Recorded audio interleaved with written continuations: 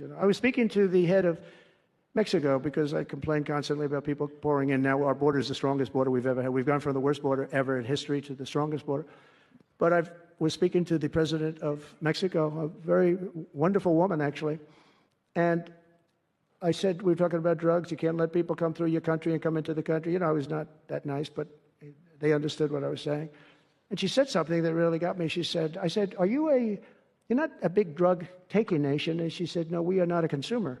And I said, a consumer, what an interesting word. We're not a consumer nation. We're not a consumer of drugs. I said, what an interesting, and why is that? She said, well, we have very strong family values. I said, but we do too. We do too. We have very strong, our families are devastated by what's happening with fentanyl. And she said, plus we advertise a lot. I said, ooh, you mean you advertise about how bad drugs are? Yes, we do. We spend a lot of money on advertising. And I said, unbelievable. That was such a great conversation because we're going to spend hundreds of millions of dollars advertising how bad drugs are so that kids don't use them, that they chew up your brain, they destroy your teeth, your skin, your everything.